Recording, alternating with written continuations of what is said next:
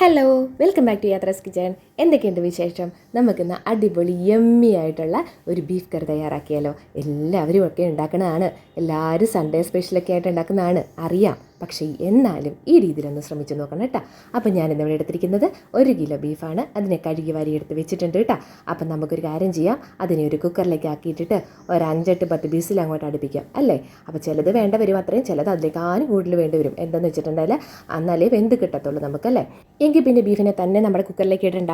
നമുക്ക് അതിനകത്തോട്ട് കുറച്ച് സവോള, ഇഞ്ചി, വെളുത്തുള്ളി അതെല്ലാം ചോപ്പ് ചെയ്തതാണ് കേട്ടോ, കുറച്ച് കറിവേപ്പില ഇതെല്ലാം കൂടി ഇട്ട്, പിന്നെ നമ്മുടെ പൊടികളായ മഞ്ഞൾപ്പൊടി, മല്ലിപ്പൊടി, മുളക് പൊടി, പിന്നെ എന്താ പറയുക ഗരം മസാല ഇല്ല എന്നുണ്ടെങ്കിൽ നമുക്ക് മീറ്റ് മസാല ചേർത്താലും മതിയാവും കേട്ടോ. അപ്പോൾ പിന്നെ ബാക്കി നമുക്ക് അത് വേവാനുള്ള ഉപ്പും കൂടെ ചേർത്ത് നമുക്ക് കുറച്ച് വെള്ളവും കൂടി ഒഴിച്ചിട്ടുണ്ടല്ലോ. വെള്ളം ഒഴിക്കുന്നത് എന്താണെന്ന് വെച്ചിട്ടുണ്ടെങ്കിൽ നമ്മുടെ കറിക്ക് വേണ്ടിയിട്ടാണ്. അല്ലെങ്കിൽ എന്നുണ്ടെങ്കിൽ കറി അല്ലായിരുന്നു എന്നുണ്ടെങ്കിൽ നമുക്ക് വെള്ളം ഒഴിക്കേണ്ട കാര്യമില്ല. അപ്പോൾ ഇതെല്ലാം കൂടെ ഒഴിച്ച് നല്ല മിക്സ് ചെയ്ത് നന്നായിട്ട് കൈ കൊണ്ടൊന്ന് മിക്സ് ചെയ്തിട്ടുണ്ടല്ലോ, നമുക്കൊന്ന് വേവാനായിട്ട് വെക്കാം കേട്ടോ. അപ്പോൾ പറഞ്ഞു മറക്കണ്ട, 5-10 ബിസിൽ അടുപ്പിച്ചോളുക. അത് നമ്മുടെ കുക്കറിൻ്റെ അനുസരിച്ചിരിക്കാം, ചിലപ്പം കിട്ടുന്ന മീറ്റ് പോലെയും ആവാട്ടോ. അപ്പോൾ ഒരു കാര്യം മറന്നു, ഞാൻ ഇതിനകത്ത് കുറച്ച് തേങ്ങാക്കൊത്തും കൂടി ഇട്ടിട്ടാണ് കേട്ടോ നമ്മുടെ മീറ്റ് വേവിക്കാനായിട്ട് വെക്കുന്നത്. അപ്പോൾ 5-8 ബിസിലൊക്കെ അടിച്ച് കഴിഞ്ഞിട്ട് സംഭവം എടുത്തിട്ടുണ്ട്. കുഴപ്പമില്ല, അത്യാവശ്യം വെന്ത് കിട്ടിയിട്ടുണ്ട്. പിന്നെ അതിൻ്റെ നമ്മുടെ ബീഫിൻ്റെ ആ വെള്ളമാണെങ്കിൽ നന്നായിട്ടൊന്ന് ഊറി വന്നിട്ടുണ്ട്. ബാക്കി പോരെ തന്നെ നമ്മൾ വെള്ളം ഒഴിച്ചിട്ടുണ്ടായിരുന്നല്ലോ.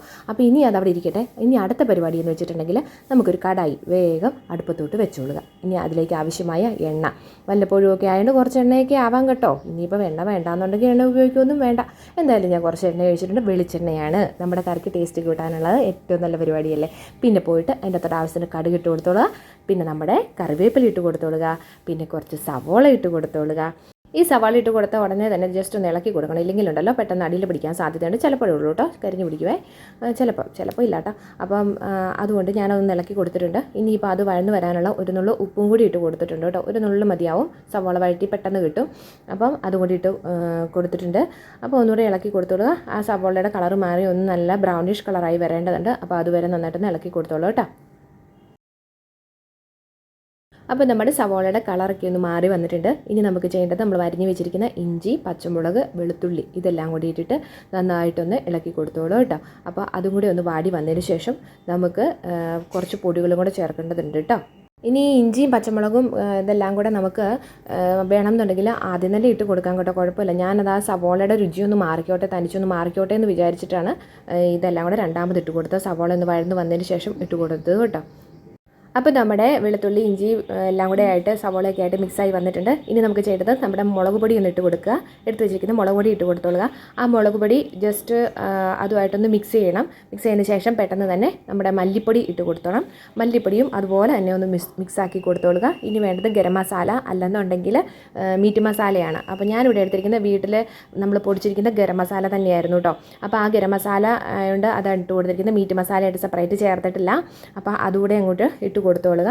അതും ഈ പറഞ്ഞ പോലെ തന്നെ നന്നായിട്ടൊന്ന് ഇളക്കി കൊടുത്തോളുക. ഇനി അതിൻ്റെ ആ പച്ചമണം മാറുന്നിടം വരെ അതൊന്ന് ജസ്റ്റ് നന്നായിട്ടൊന്ന് മിക്സായി വന്നോട്ടെ. അതിന് ശേഷം നമ്മൾ വേവിച്ച് വെച്ചിരിക്കുന്ന നമ്മുടെ ബീഫിൻ്റെ വെള്ളം കുറച്ചായിട്ട് ഒഴിച്ച് കൊടുത്ത് ബാക്കി നമ്മുടെ ബീഫോടുകൂടി മൊത്തത്തോടുകൂടി അങ്ങ് ഇട്ട് കൊടുത്ത് സെറ്റാക്കിക്കൊള്ളുക. അപ്പോൾ നമ്മളതെല്ലാം കടായിലേക്ക് ഇട്ട് കൊടുത്തിട്ടുണ്ട് കേട്ടോ. അപ്പോൾ ഇനി അതെല്ലാം കൂടെ നന്നായിട്ടൊന്ന് ഇളക്കി കൊടുത്തോളുക. അതിനുശേഷം ഉപ്പിൻ്റെ വല്ല കുറവുണ്ടെങ്കിൽ അതൊന്ന് ടേസ്റ്റ് ചെയ്ത് നോക്കിയിട്ട് ഉപ്പ് ചേർക്കാം. ഇനി അതല്ലാന്നുണ്ടെങ്കിൽ ഗ്രേവിയുടെ കുറവുണ്ടെങ്കിൽ ഗ്രേവിക്കായിട്ട് വേണമെന്നുണ്ടെങ്കിൽ കുറച്ച് ചൂടുവെള്ളം ചേർക്കാം കേട്ടോ. തണുത്ത വെള്ളം ഉപയോഗിക്കല്, കറിയുടെ ടേസ്റ്റ് തന്നെ മാറിപ്പോകും. ഇനി അതല്ലാന്നുണ്ടെങ്കിൽ കുറച്ച് തേങ്ങാപ്പാൽ നമുക്ക് ചേർക്കാവുന്നതാണ്. പക്ഷെങ്കിൽ ഒരു കാര്യം, അത് നമ്മുടെ കറി തിളച്ച് വന്നതിന് ശേഷം ലാസ്റ്റ് മാത്രമേ തേങ്ങാപ്പാൽ ചേർക്കാൻ പാടുള്ളൂ. തേങ്ങാപ്പാൽ ചേർത്തിട്ട് ഇത് തിളയ്ക്കാൻ പാടില്ല കേട്ടോ. അതുകൊണ്ട് അപ്പോൾ ഒരു കാര്യം ചെയ്താൽ മതി, കറി തിളച്ച് വന്ന് തേങ്ങാപ്പാൽ ചേർത്ത് മാറ്റി വെച്ചാൽ മതിയല്ലോ. അപ്പോൾ അതും ഓക്കെ ആയില്ലേ. എന്നാൽ ഒരു കാര്യം ചെയ്യാം, നമുക്കൊരു 3-4 മിനിറ്റ് നമ്മുടെ കറിയെല്ലാം കൂടെ കൂട്ടി ഒന്ന് വേവിക്കാൻ വെക്കേണ്ടതുണ്ട് കേട്ടോ. അപ്പോൾ ഈ 3-4 മിനിറ്റ് കഴിഞ്ഞതിന് ശേഷം നമുക്കൊന്ന് തുറന്ന് നോക്കാം. നമ്മുടെ കറി ഇവിടെ സെറ്റായിട്ടുണ്ട്. ഒരുപാട് ഗ്രേവി ഒന്നും വേണ്ടായിരുന്നു, അതുകൊണ്ട് ഞാൻ ഒരുപാട് ഗ്രേവിക്കായിട്ട് വെച്ചിട്ടില്ല. അത്യാവശ്യം ഒരു മിനിമത്തിൽ നിൽക്കുകയാണ് കേട്ടോ. നമ്മുടെ എന്താ പറയുക, പൊറോട്ടയ്ക്ക് ഒക്കെ കഴിക്കാനായിട്ടുള്ള പാകത്തിനായിട്ടാണ് ഉണ്ടാക്കി വെച്ചിരിക്കുന്നത്. അപ്പോൾ ഇനി നമുക്ക് ചെയ്യേണ്ടതെന്ന് വെച്ചിട്ടുണ്ടെങ്കിൽ കുറച്ച് കുരുമുളക് പൊടി, അത് വീട്ടിൽ പൊടിച്ച നല്ല പൊടിയാണെങ്കിൽ ബെസ്റ്റ് ആയിരിക്കും കേട്ടോ.